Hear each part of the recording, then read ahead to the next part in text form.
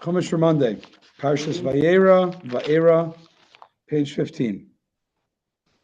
The Torah reviews the lineage of Moshe and Aaron, for the lineage was an important factor contributing to the Jewish people's acceptance of them as leaders. Interesting. Page 15, the Chayenu, Pasuk Yudalad, verse 14. Eila Rashi Beis Avoisam, these are the heads of their ancestral houses. B'nei Reuven B'char Yisrael, the sons of Reuven, Israel's firstborn. Chanoch Ufalu Chetzer Mecharmi, Eila Mishpachas Reuven. Chanoch, Palu, Chetzer and Carmi are the families of Reuven. Rashi. These are the heads of their ancestral houses. Since the Torah is required to give the genealogy of the tribe of Levi up to Moshe and Aaron for the sake of telling us the ancestry of Moshe and Aaron, it began by giving the genealogy of the tribes by their order of birth from Reuven. So we're really trying to get to Moshe and Aaron's lineage, but we start from the beginning, Reuven, Shimon, and then Levi, and then cut off after Levi. But in the Pesikta Rabbah, Medrash, I've seen another explanation, because Yaakov, their father, of why, because basically the question here is, we're going to do, these are the genealogy of Yaakov, but it only goes through Reuven, Shimon, Levi. So answer one is, because we're just trying to get to Moshe's ancestry, so we start Reuven, Shimon, Levi, and then stop after that. The second reason from the Medrash says, Yaakov, their fathers, chided these three tribes at the time of his death. Right, Reuven, Shimon, Levi got criticism. So the verse therefore repeats their genealogy to tell us, and nevertheless they were very worthy. Because you might think that they were like less worthy because they got chided, the Torah is kind of making up for it. That you don't think of it as typical criticism. They're really great people, and then that's why they get repeated a second time. Tesvav, V'nei Shimon, Yemul, V'Yamin, V'Oyav, V'Yachim, V'Tzeichav, V'Shal, V'Naknan is the sons of Shimon, Yemuel, Yamin, Ohad, Yachin, Socher, and Shaul, the son of the Canaanite woman, Elam, Mishpches, Shimon. These are the families of Shimon. All right. Tezayin, 16, Velishmais, B'nei Levi, L'Sol Daisam. These are the names of the sons of Levi according to their birth. Gershon, Kahas, Merari, Ushnei Chai Levi, in the years of Levi's life, or Sheva or Shloshim Yashana, was 137 years. So Rashi is wondering why you're mentioning years now. You didn't mention years by Reuven and Shimon. So Rashi says, why the years of Levi enumerated here? Because it's important for us to know that so we can do the math of how long the Jews were actually in servitude. Actually, they were being enslaved. Because we have a tradition that as long as one of the tribal forebears, as one of the actual 12 sons were alive, there was not any slavery. They were living in Egypt, but they weren't actually being oppressed yet. As we see, it says, Vayamas Yosef Chalachav, because it said in the verse, in the beginning of the parsha, Yosef and all his brothers died. And then it says, V'yakom el Chadash, a new king arose. That made the slavery. So it implies as long as Yosef's brothers were alive, there wasn't the king arising to enslave them. And Levi, we know, and Levi lived the longest out of all of them. So it's not so much Levi as in how long did Levi die, it's that who was the last brother to die? And he was 37, I'm sorry. There's who's married. So if you do the math, the period of slavery, they do the math on the bottom, of actual enslavement was 116 years out of the 210. Okay. Yud Zayin, B'nai Gershom, 116 actual years of slavery.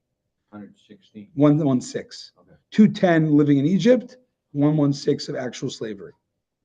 And because of their merit, that's why we were enslaved till they were evicted. Yeah, I guess. Yud Zayin, B'nai Gershon, Livni v'Shimi Shvaisam. So the sons of Gershon was Livni Shimi.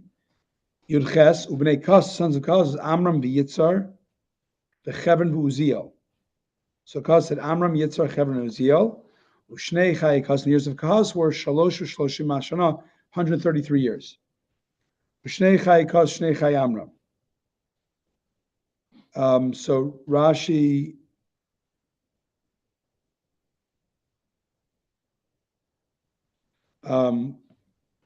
Well, let's actually, Yud Ches is really going on Yud Ches and Chaf. So let's finish those two verses.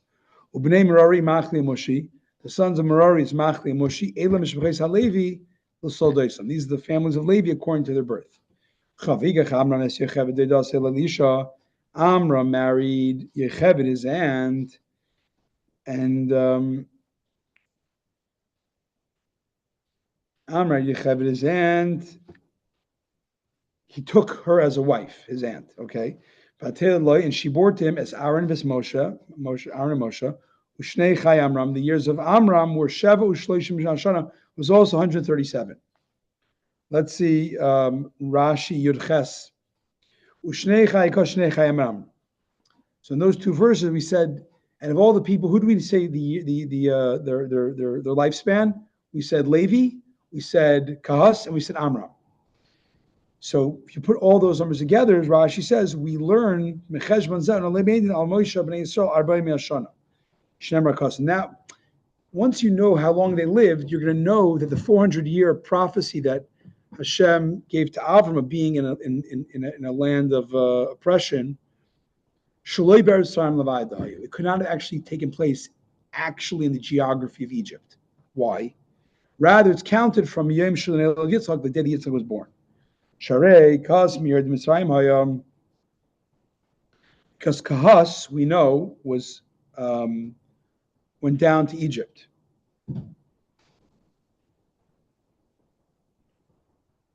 Kahas went down to Egypt. So we know he's one of the original 70 went down, Kahas. And if you take all his years and you take Amram's years and Moshe's 80 years, it's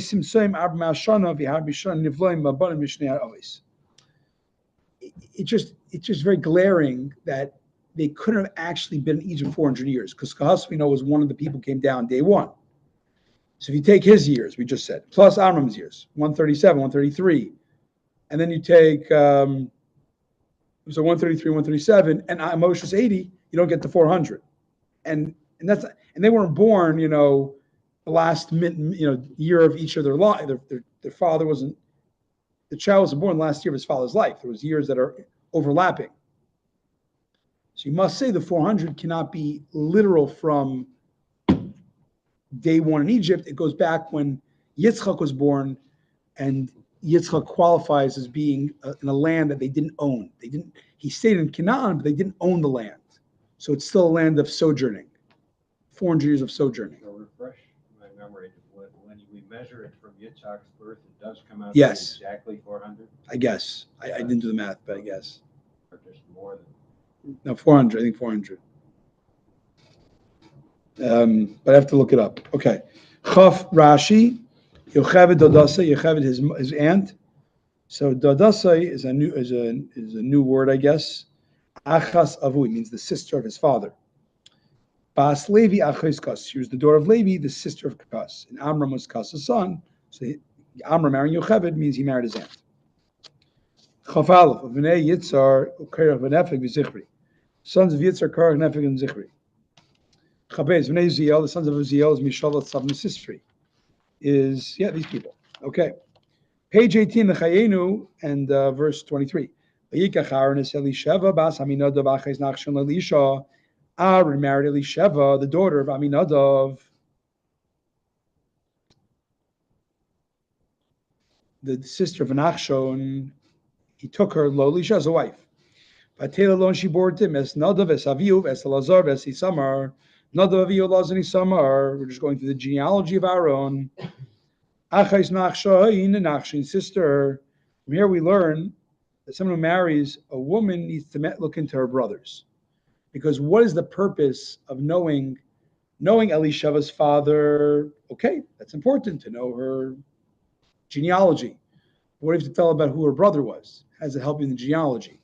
So the Torah is teaching us an etiquette that when looking for a spouse, when someone's looking for a wife, it's a good idea to see her brothers, what type of people, character they have, because then that will give you an idea of her character. I guess back then there was there wasn't so much mingling between the genders. So if you want to know what type of character she has, look at her. I mean, her father, but even more so her brother. Chaf Daled. Uvnei Korach, the sons of Korach, Velkana was Asir, Velkana, Avi Asaf. Ela Mishpaches HaKarchi.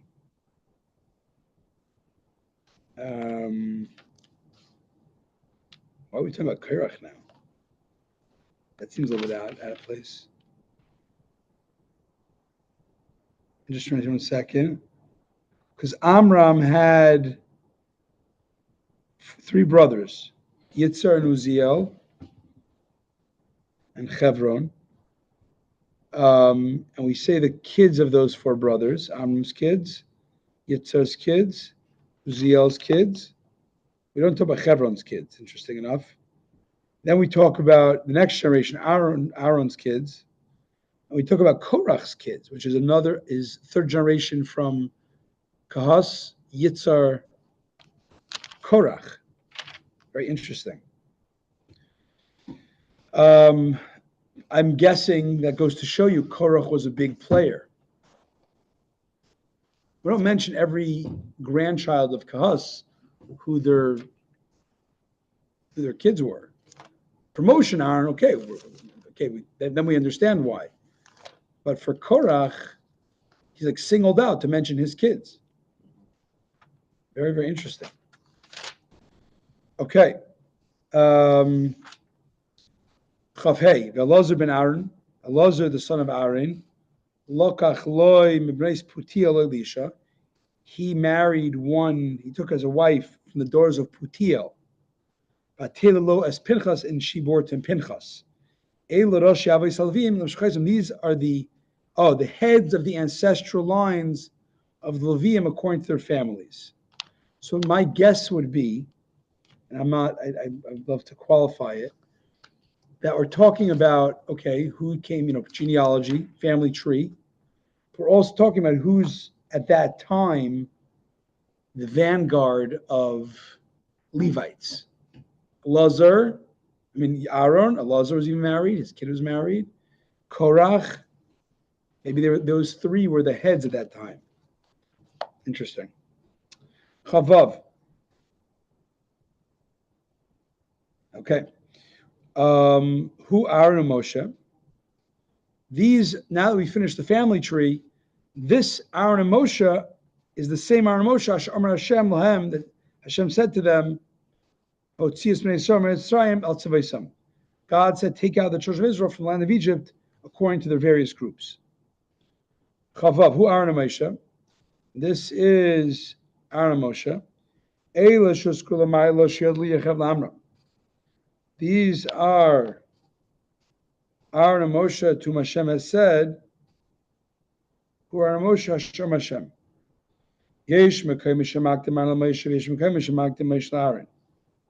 You notice that this case Aaron said before Moshe. And it goes, sometimes you see Aaron given precedence in order, sometimes Moshe, because they're to tell you, Sheshkulin la'akecha, they were equal like one. Is it this verse, like Kaf Hey, that is the one that tells us that Pinchas was the head of his own line, that he was his? I skipped that. No, yeah. I skipped Rashi.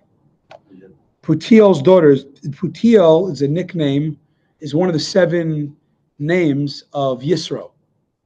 I skipped that. Why was he called Putiel? It sounds like it was more like a nickname, because Yisro shepitem agolim laves lilim.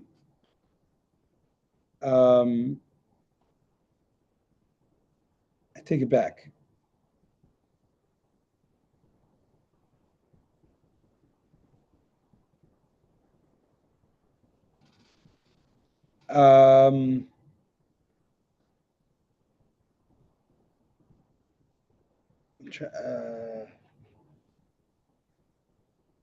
Okay, I take this back. I think Putiel's a descendant of Yisro.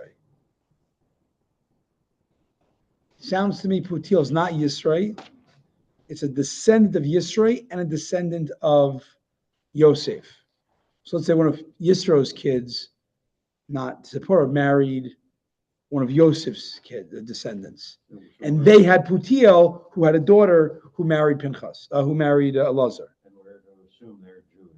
I mean, they converted or something. I mean, It's a good point, because Yisro didn't come till later.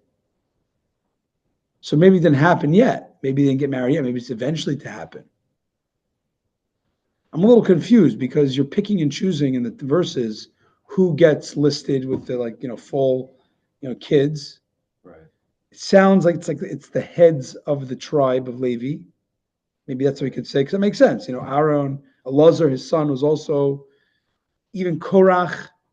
He wasn't an official head, but he was an elder. That would be my guess. But maybe I don't think Elazar might have married yet this person, because I don't. It doesn't seem like Yisro came around yet. Right. Yisro comes later. But his descendants could be all over the place. I mean, So you say maybe one of Yisro's kids traveled earlier to Egypt. Maybe. I don't know. Okay.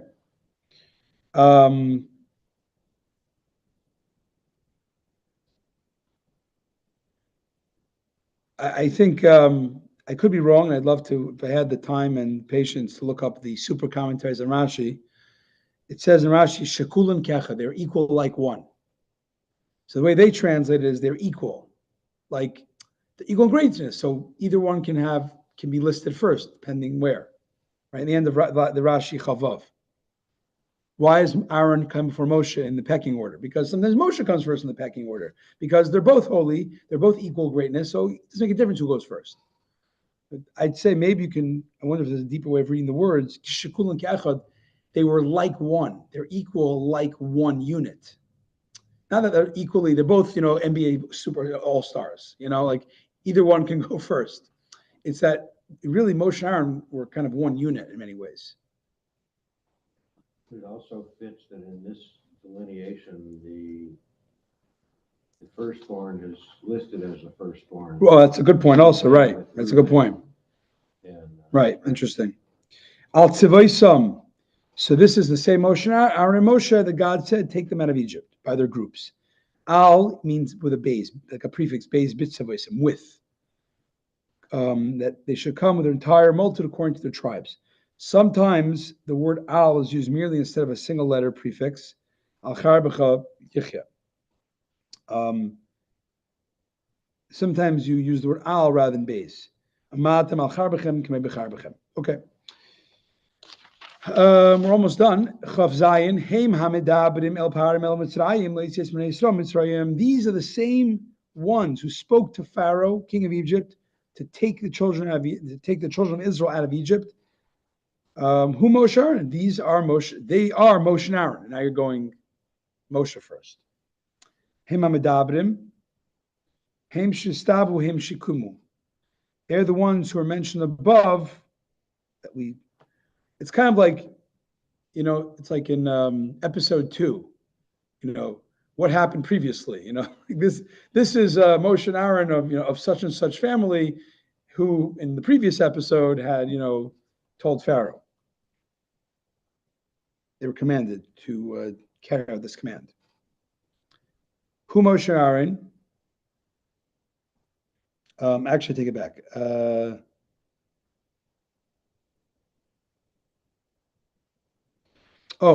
These are the Moshe and Aaron that were commanded, and they're the ones who executed, who did the speaking to Pharaoh. And Moshe and Aaron, Rashi,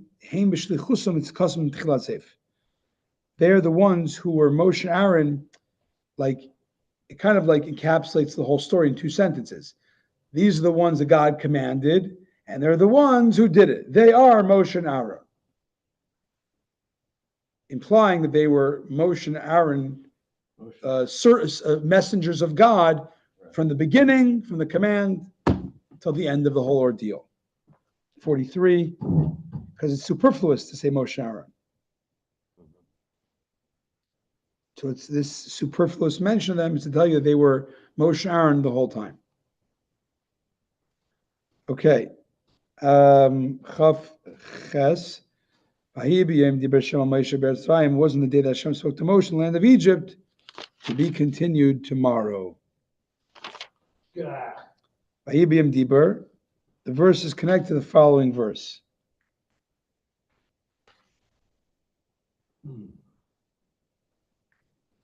It must be just a preface to the next verse. And that